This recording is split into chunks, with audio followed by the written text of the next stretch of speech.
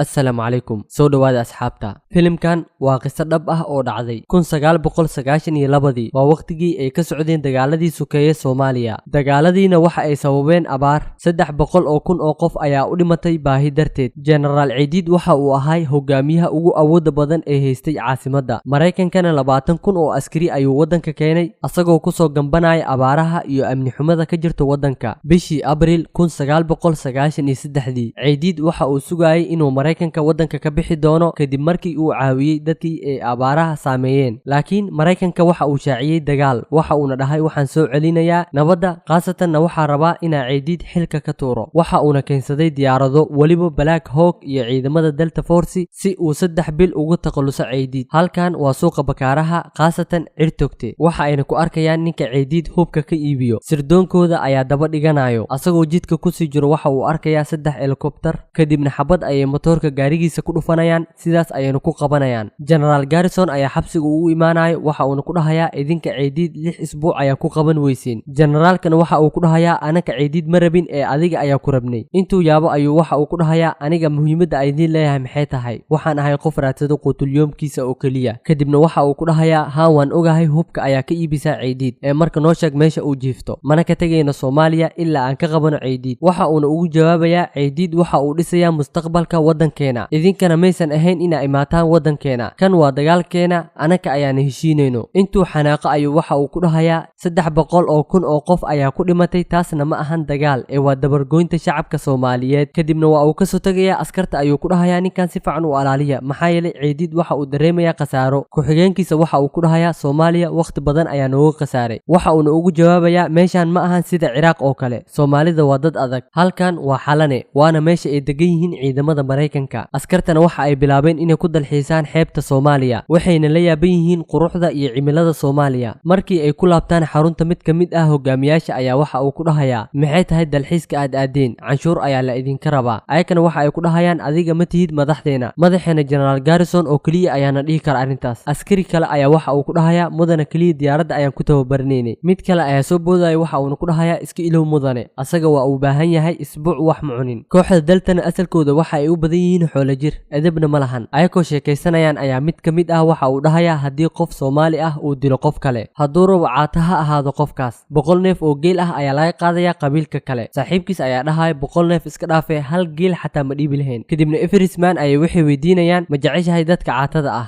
asaga waxa uu dhahayaa aan jeclaada ama yaa jeclaanin aniga ayaka waa ixtiraamaya mid kale ma haystaan cunto iyo shaqo iyo waxbarasho mana ahan inaa daawano wadankooda oo burburayo waan inaan caawinaa kadibna Bill ayaa xanjo ku sixanayo generalkana xoogaa kadib waxa uu dhahayaa xaaladiisa waa ay ka sii dartay wadanka ayaana dib loogu celinayaa adiga ayaana ciidanka madax kaaga dhigaynaa Eversmanna waa uu ogolaanayaa halkan waa degmada Holwadaag qaasatan suuqa bakaaraha waana saldhigga Ciidid kan waa Cabdi waana jaajuuska Mareykanka aan bal u laabana General Garrison waxa uu dhahayaa waa inaa maanta soo qabanaa Cumar Salaad oo ah la taliyaha Ciidid iyo Cabdi Xasan Cawaale Ciidid oo ah wasiirka arrimaha gudaha walibana 45 daqiiqo gudaheeda waxaana ka soo galaysiin wadada Holwadaag Hotel Olympic ayaana ag istaagaysiin maakinaad ciidankiisa waxa ay soo qabtaan waxa ay soo saarayaan gaariga ani waxaan idin dalbay diyaaradda IC-130 laakiin waxaana la siiyay helicopterka Black Hawk ciidamada cirkana waxa madax u noqon doona Matthews baaqana waa Irene Cabdina waxa uu gaarigiisa korkiisa ku qortay balaas halka ciidamada ay ku diyaar garoobay mid kamid ah ayaa dhahayo Soomaalida waa caamo ma yaqaanaan sida xabada loo rido ee dhagaxan idinku dilin kadibna hogaamiyahood cusub ayaa u qudbeenay ugu dambeyntiina waxa uu dhahayaa isdiyaariya waa baxeena mid asagoo qaadanaya doobiraha habeenkii wax lagu arko ayaa saaxiibkiis waxa uu ku dhahayaa ma u baahanid habeenkii inta la gaarin ayaa soo laaban doona 20 kiilo meesha ka qaada lahayd 12 kiilo le ka qaado hadda waa 8 saac iyo bar diyaaradan waxa ay daba socotaa gaariga Cabdi si uu ayaka u geeyo Hotel Olympic oo ah meesha ay joogaan Ciidid labadiisa garab Cabdi raadi ayaa u shidnay waxa ayna ku dhahayaan naga demi raadiyaha aan u laabana askarta Eversman waxa uu dhahayaa Soomaaliya xeebteeda waa ay qurux badan tahay sidoo kalena quruxdeeda waa ay fiican tahay waa meel ku fiican dalxiiska saaxiibkiisna waxa uu ku dhahayaa adduunkan waxa qasaya siyaasad marka adiga waxa isku daydaa ciidankaaga inaa ka soo saartid dagaalka ay koo caafimaad qabo isla waqtigaasna gaariga Cabdi waxa uu galay jam waxa ayna ku dhahayaan meesha miya meesha asagana waxa uu u sheegayaa been xoogaa kadib ayuu runta u sheegayaa waxa ayna ku dhahayaan hoteelka iridiisa nagey hadii kale lacag ma ku siin doono hogaamiyaha ciidankan waxa uu u sheegayaa inay aadayaan meel u jirto 5 kiiloomitir aysan ka fogaanin wadooyinka Ciidid labadiisa garabna ay soo qaban doonaan oo ayna halkan keeni doonaan howlgalkana ay ku qaban doonaan hal saac oo kaliya ugu dambeyntiina waxa uu kula dardaarmayaa in aysan qofna kasoo tegin. wax ka badan 10 diyaaradood iyo 10 gaari ay rabaan inay ku soo qabtaan 2 qofood. kadibna diyaaradaha waxaa arkaya wiil yariis ah oo xeebta joogo. waxa uuna wacayaa calaaduul macalinka, waxaana ka qabanaya macalinka cunugiisa. markii loo geeyo waxa uu maqashiinayaa codka diyaaradaha, asagana ciidanka ayuu amrayaa inay isdiyaariyaan. soomaalidana waa dad jecel dagaalka, yar ilaa weyn waa ay isdiyaariyeen. waxa ayna gubeen taayaro si diyaaradda aysan si fiican wax uga arkin. ciidamada dhulkana waxa ay soo gaareen suuqa bakaaraha. cabdina weli meeshiisa muusan ka tegin.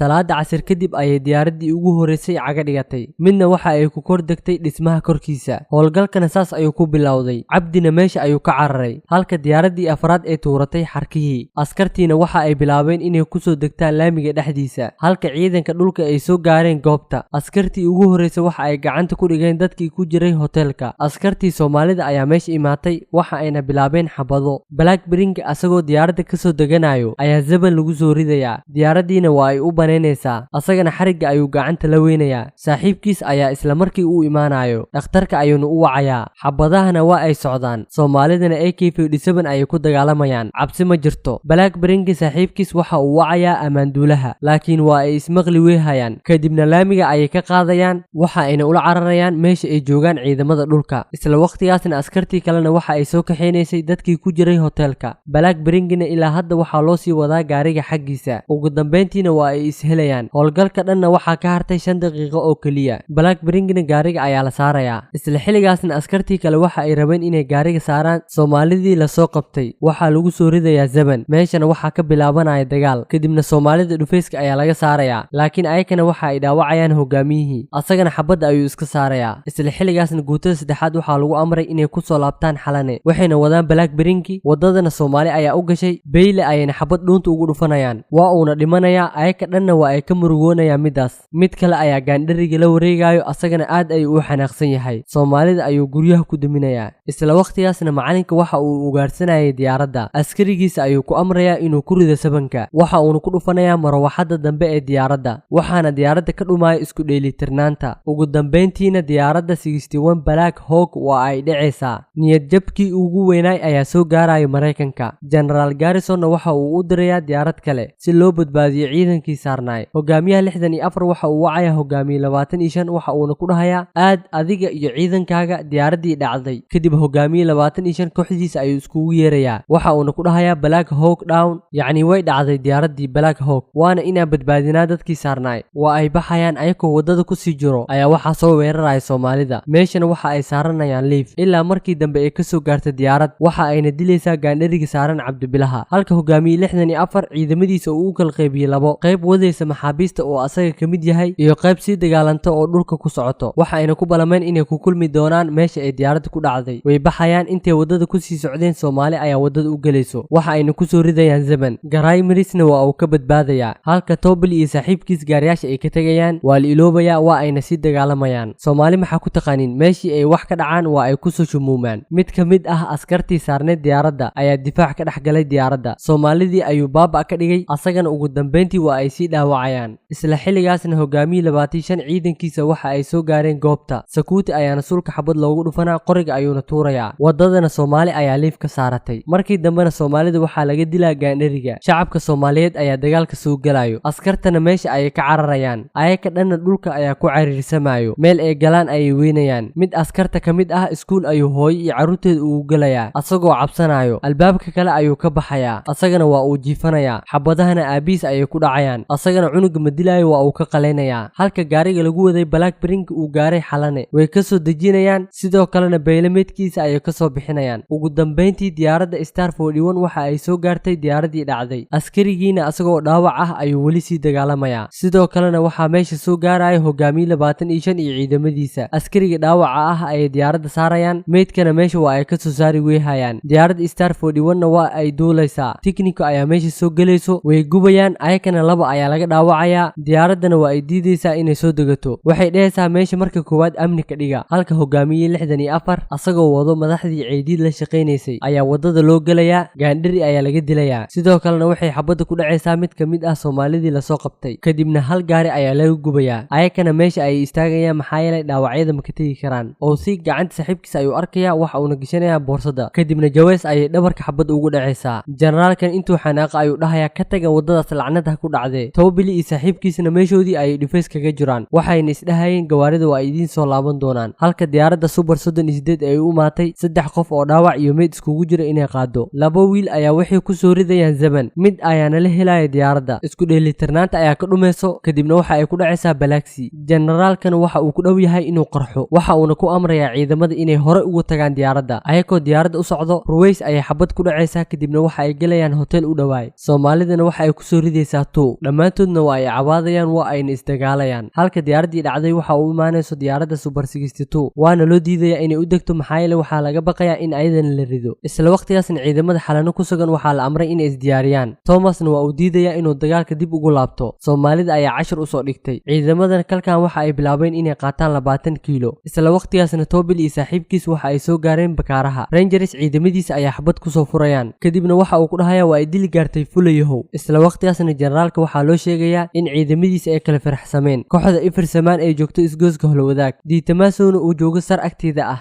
halka Satil iyo 40 nin ay joogaan Balaxi agteeda. halka ciidamada gurmadka ahaa ee laga soo diray Xalane wadada ayaa loo galay, mid ayaa laga dhaawacayaa, kadibna gantaal ayaa lagu aamusinayaa, mid kale ayaana gaariga ka dhacayo. meesha ayayna istaagayaan, waa la soo wacaya, waxaana la dhahayaa Holwadaag aada. ayagana waxay ku dhahayaan meeshan waxaa noo keenteen in la dilo. ayagoo u sii socda Holwadaag, miraayada ayaa Zeban loogu dhufanayaa. isla xilligaasna Soomaalidii waxa ay ku shumuumeen diyaaraddii Balaxi ku dhacday. bayloodkana waxa uu bilaabay inuu isdifaaco. diyaarad gurmad ah oo laba shiishaamo ay saaran yihiin ayaa u imaanayso, asaga ay diyaarad ka bixinayaan, waxa ayna geynayaan guri. isla waqtigaasna gaariga gurmadka waxa uu gaaray Holwadaag. generaalka ayay wacayaan, waxayna ku dhahayaan waana la baaba'shay, ciidankii oo dhanna waxaa ka nool aniga iyo mid kale. asagana wejiga ayuu ka dhaawacmay, anigana lugta. generaalkan waxa uu ku dhahayaa ku soo laabta Xalane. ciidankana waa ay xanaaqayaan markii ay maqlaan ciidamadii gurmadka ahay ee loo soo diray oo laabanaya oo cabaadaya. isla waqtigaasna shiishaamihii waxa ay ka dhex dagaalamayeen diyaaradda. Soomaalidana dhagaxan iyo xabado ayay ku dagaalamayeen ilaa markii dambe ay ka dileen shiishaan Gordoon. shiishaankii kale waxa uu u tagayaa darawalka diyaaradda, waxa uuna ku dhahayaa saaxiibkii waa uu dhintay, keligii ayaa sii dagaalami doono. generaal Garrison ciidan uma harin, Pakistan ayuu ciidan ka dalbanayaa, halka shiishaankii kale lagu dhex dilay diyaaradda. darawalkiina waa uu isdhiibay. shacabka Soomaaliyeed ayagoo rabaan inay dilaan ninka, waxaa ka celinaya madaxa ciidamada Ciidiid, waxa uuna ku dhahayaa Ciidiid ninkan waxa uu rabaa asagoo nool. waxaa la gaaray salaadii maqrib, ciidamadana waxa ay ka taagan tahay maxaa Soomaali idin keenay. markii dambe waxa ay ka faa'iideysanayaan Soomaalida intay dukanayaan salaada maqrib. salaada kadib Soomaalida waxay arkayaan ciidamo kale oo u imaanaya ciidamada,